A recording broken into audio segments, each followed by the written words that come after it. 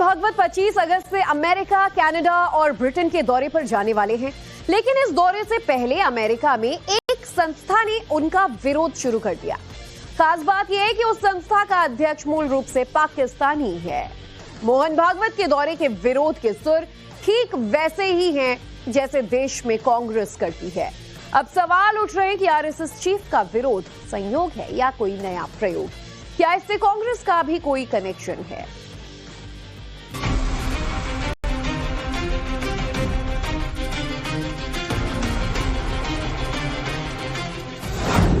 क्या मोहन भागवत के खिलाफ विदेश से भी साजिश रची जा रही है?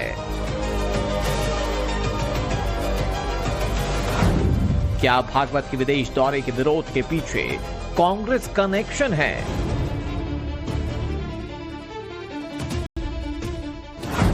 आरएसएस पर कांग्रेस और विदेशी संस्था का नैरेटिव एक संयोग या प्रयोग?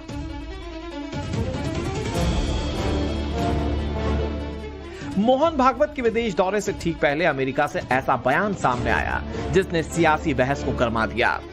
एक अमेरिकी संस्था ने आरएसएस पर प्रतिबंध लगाने की मांग की। मोहन भागवत की अमेरिकी यात्रा का विरोध किया। ठीक उसी तरह आरएसएस के खिलाफ विरोध का नैरेटिव गढ़ा जैसे देश के भीतर कांग्रेस आरएसएस पर सवाल उठाती है। तो सवाल है कि मोहन भागवत के विदेश दौरे का विरोध क्या सिर्फ एक संयोग है? क्या आरएसएस के खिलाफ कोई नैरेटिव देश के बाहर भी गढ़ा जा रहा है? दरअसल आरएसएस प्रमुख मोहन भागवत 25 अगस्त से अमेरिका, कनाडा और ब्रिटेन के दौरे पर जाने वाले हैं।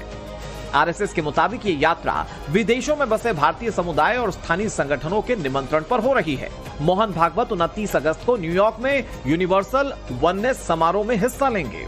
इस दौरान वो प्रवासी भारतीयों और स्थानीय समूहों से संवाद करेंगे। यह दौरा ऐसे वक्त में हो रहा है जब आरएसएस अपना शताब्दी वर्ष मना रहा है। लेकिन भागवत के अमेरिका पहुंचने से पहले ही विरोध की आवाज उठने लगी। यूएससीआईआरएफ के आयुक्त जीन मिल्स ने कहा कि आरएसएस के नेताओं को भले ही वे भारत सरकार से जुड़े हों, बड़े स्तर की बैठकों या राजनयिक सम्मान से नहीं नवाजा जाना चाहिए। इसके बजाय अमेरिकी सरकार को आरएसएस के उन सदस्यों पर प्रतिबंध लगाने पर ध्यान देना चाहिए जो धार्मिक आजादी के उल्लंघन के लिए जिम्मेदार पाए जाते हैं। यूएससीआईआरएफ अध्यक्ष आसिफ मसूद ने कहा कि भारत की प्रधानमंत्री नरेंद्र मोदी राष्ट्रीय स्वयंसेवक संघ के सदस्य हैं। ये भारत का एक बड़ा संगठन है जिसके अलग अलग समूहों पर धार्मिक अल्पसंख्यकों, जिनमें ईसाई और मुस्लिम समुदाय शामिल हैं, इन पर हमले के आरोप हैं। अब आरएसएस नेता मोहन भागवत अमेरिका आने की योजना बना रहे हैं। भारत में विपक्ष, खासकर कांग्रेस, आरएसएस बीजेपी को लेकर लगातार सवाल उठाते रहे हैं। कांग्रेस नेता बार बार आरएसएस को बैन करने की बातें करते रहे हैं और अब विदेश की एक संस्था भी आरएसएस पर लगभग उसी दिशा में आरोप लगा रही है। तो क्या दोनों नैरेटिव में कोई कनेक्शन है या फिर ये महज एक तरह की राजनीतिक समानता है? यही वो सवाल है जिसने पूरे विवाद को सियासी रंग दे दिया है। मैं उसी तरह से देखता हूं जैसे राहुल गांधी को स्वरोज के एजेंडे पर काम करते हैं। ये लोग उसी एजेंडे वाले हैं जो भारत के सांस्कृतिक धरोहर को संजोग करके रखने वाले हैं। उन पर ये अटैक है। Canada did it, now US and they should answer. But I doubt that PM Modi has guts to answer, and Bhagwat ji has guts to answer. And of course, what America does, it has a global impact. जिस संस्था ने मोहन भागवत के खिलाफ आवाज उठाई, उसके अध्यक्ष मोहम्मद आरिफ कौन है, अब जरा ये भी जान लीजिए। आसिफ महमूद पाकिस्तान मूल के अमेरिकी चिकित्सक और मानवाधिकार कार्यकर्ता हैं, जो वर्तमान में यूएससीआईआरएफ के अध्यक्ष हैं। उन्हें इस साल जुलाई में 2026-27 के कार्यकाल के लिए यूएससीआईआरएफ का अध्यक्ष चुना गया। महमूद डेमोक्रेटिक पार्टी से जुड़े हुए हैं। यूएससीआईआरएफ के अध्यक्ष के रूप में आसिफ महमूद ने भारत में अल्पसंख्यकों के अधिकारों को लेकर कई बार चिंता जताई है। पाकिस्तानी मूल के आसिफ महमूद ने संघ प्रमुख मोहन भागवत का विरोध ठीक वैसे ही किया है जैसे कांग्रेस के नेता करते रहे हैं। ये कह सकते हैं कि संस्था अलग है, पार्टी अलग है, बोलने वाला शख्स अलग है, लेकिन कांग्रेस के नेताओं की और पाकिस्तानी मूल के आसिफ महमूद की भाषा एक जैसी है। राहुल गांधी हर मंच से आरएसएस पर प्रहार करते रहे हैं, आरएसएस पर संवैधानिक संस्थाओं को कब्जाने का आरोप लगाते रहे हैं, तो उनके नेता आरएसएस को बंद करने की बात तक कह देते हैं। देखे जाइए, हमारी सरकार आने दीजिए, इनका एक से एक ईंट से ईंट बजाएंगे, संघ नाम की संस्था खत्म हो जाएगी। ये ऐसे लोग हैं, ये देश के असली दुश्मन हैं, अंग्रेजों के तलवे चाटते थे, आज भी अमेरिका के तलवे चाट रहे हैं। I have requested the CM in writing that RSS activities should not be allowed in government schools and colleges, government aided schools and colleges, government grounds, public places at all. And more importantly, these activities that RSS does is literally brainwashing young minds, which is not helping the nation, nor is it helping the society in any way. So I've written to the CM not to allow RSS activities or their baitaks. RSS के खिलाफ कांग्रेस की बयानबाजी का सिलसिला जारी है। आज भी एक कार्यक्रम के दौरान राहुल गांधी ने आरएसएस पर निशाना साधा। That is my problem with the RSS. That RSS has decided that they know the truth of 1.5 billion people. And I say no, only 1.5 billion people can know their truth. Even I cannot do. If I start to believe that I know your truth, I'm a madman. Because I'm not you. I have not faced what you have faced. I have not seen what you have seen. I have not dealt with what you have dealt with. I don't have the same father, the same mother, the same friends, the same brother, nothing.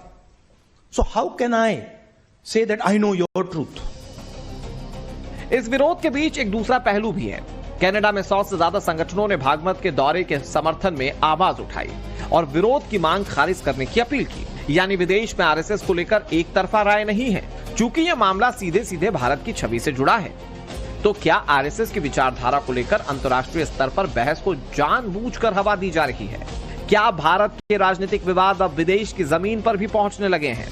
और अगर पहुंच रहे हैं तो इसके पीछे सिर्फ वैचारिक मतभेद है या कोई planned narrative? Bureau report, times now Navbharat. संघ प्रमुख मोहन भागवत 25 अगस्त से अमेरिका, कनाडा और ब्रिटेन के दौरे पर जाने वाले हैं, लेकिन इस दौरे से पहले अमेरिका में एक संस्था ने उनका विरोध शुरू कर दिया। खास बात यह है कि उस संस्था का अध्यक्ष मूल रूप से पाकिस्तानी है। मोहन भागवत के दौरे के विरोध के सुर ठीक वैसे ही हैं जैसे देश में कांग्रेस करती है। अब सवाल उठ रहे हैं कि आरएसएस चीफ का विरोध संयोग है या कोई नया प्रयोग? क्या इससे कांग्रेस का भी कोई कनेक्शन है?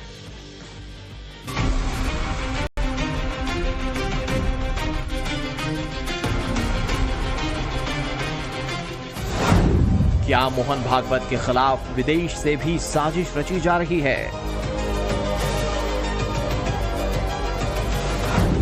क्या भागवत के विदेश दौरे के विरोध के पीछे कांग्रेस कनेक्शन है?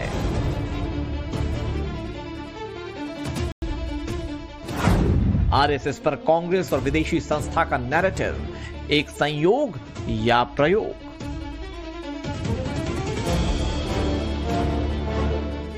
मोहन भागवत के विदेश दौरे से ठीक पहले अमेरिका से ऐसा बयान सामने आया जिसने सियासी बहस को गर्मा दिया।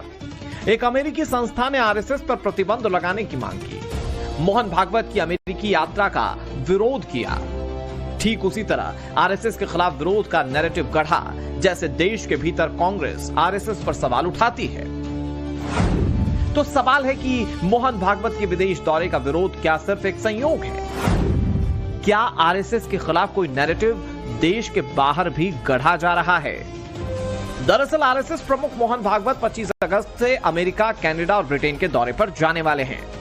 आरएसएस के मुताबिक ये यात्रा विदेशों में बसे भारतीय समुदाय और स्थानीय संगठनों के निमंत्रण पर हो रही है।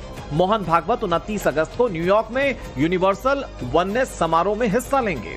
इस दौरान वो प्रवासी भारतीयों और स्थानीय समूहों से संवाद करेंगे। यह दौरा ऐसे वक्त में हो रहा है जब आरएसएस अपना शताब्दी वर्ष मना रहा है, लेकिन भागवत के अमेरिका पहुंचने से पहले ही विरोध की आवाज उठने लगी।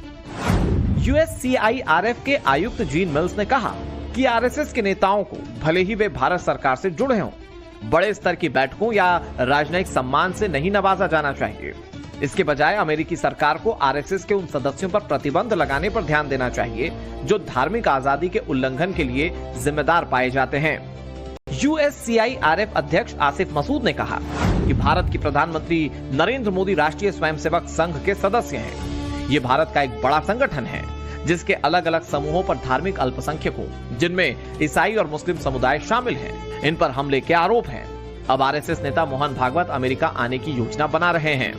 भारत में विपक्ष, खासकर कांग्रेस, आरएसएस बीजेपी को लेकर लगातार सवाल उठाते रहे हैं। कांग्रेस नेता बार बार आरएसएस को बैन करने की बातें करते रहे हैं और अब विदेश की एक संस्था भी आरएसएस पर लगभग उसी दिशा में आरोप लगा रही है। तो क्या दोनों नैरेटिव में कोई कनेक्शन है या फिर ये महज एक तरह की राजनीतिक समानता है? यही वो सवाल है जिसने पूरे विवाद को सियासी रंग दे दिया है। मैं उसी तरह से देखता हूं जैसे राहुल गांधी को सोरोज के एजेंडे पर काम करते हैं। ये लोग उसी एजेंडे वाले हैं जो भारत के सांस्कृतिक धरोहर को संजोग करके रखने वाले हैं। उन पर ये अटैक है। Canada did it, now US is, and they should answer. But I doubt that PM Modi has guts to answer, and Bhagwat ji has guts to answer. And of course, what America does, it has a global impact. जिस संस्था ने मोहन भागवत के खिलाफ आवाज उठाई, उसके अध्यक्ष मोहम्मद आरिफ कौन हैं? अब जरा ये भी जान लीजिए। आसिफ महमूद पाकिस्तान मूल के अमेरिकी चिकित्सक और मानवाधिकार कार्यकर्ता हैं, जो वर्तमान में USCIRF के अध्यक्ष हैं। उन्हें इस साल जुलाई में 2026-27 के कार्यकाल के लिए USCIRF का अध्यक्ष चुना गया। महमूद डेमोक्रेटिक पार्टी से जुड़े हुए हैं। USCIRF के अध्यक्ष के रूप में आसिफ महमूद ने भारत में अल्पसंख्यकों के अधिकारों को लेकर कई बार चिंता जताई है। पाकिस्तानी मूल के आसिफ महमूद ने संघ प्रमुख मोहन भागवत का विरोध ठीक वैसे ही किया है जैसे कांग्रेस के नेता करते रहे हैं। ये कह सकते हैं कि संस्था अलग है, पार्टी अलग है, बोलने वाला शख्स अलग है, लेकिन कांग्रेस के नेताओं की और पाकिस्तानी मूल के आसिफ महमूद की भाषा एक जैसी है। राहुल गांधी हर मंच से आरएसएस पर प्रहार करते रहे हैं। आरएसएस पर संवैधानिक संस्थाओं को कब्जाने का आरोप लगाते रहे हैं, तो उनके नेता आरएसएस को बंद करने की बात तक कह देते हैं। देखे जाइए, हमारी सरकार आने दीजिए, इनका एक से एक ईंट से ईंट बजाएंगे। संघ नाम की संस्था खत्म हो जाएगी। ये ऐसे लोग हैं, ये देश के असली दुश्मन हैं। अंग्रेजों के तलवे चाटते थे, आज भी अमेरिका के तलवे चाट रहे हैं। I have requested the CM in writing that RSS activities should not be allowed in government schools and colleges, government aided schools and colleges, government grounds, public places at all. And more importantly, these activities that RSS does is literally brainwashing young minds, which is not helping the nation, nor is it helping the society in any way. So I've written to the CM not to allow RSS activities or their baitaks. RSS के खिलाफ कांग्रेस की बयानबाजी का सिलसिला जारी है। आज भी एक कार्यक्रम के दौरान राहुल गांधी ने आरएसएस पर निशाना साधा। That is my problem with the RSS. That RSS has decided that they know the truth of 1.5 billion people. And I say no, only 1.5 billion people can know their truth. Even I cannot do. If I start to believe that I know your truth, I'm a madman. Because I'm not you. I have not faced what you have faced. I have not seen what you have seen. I have not dealt with what you have dealt with. I don't have the same father, the same mother, the same friends, the same brother, nothing.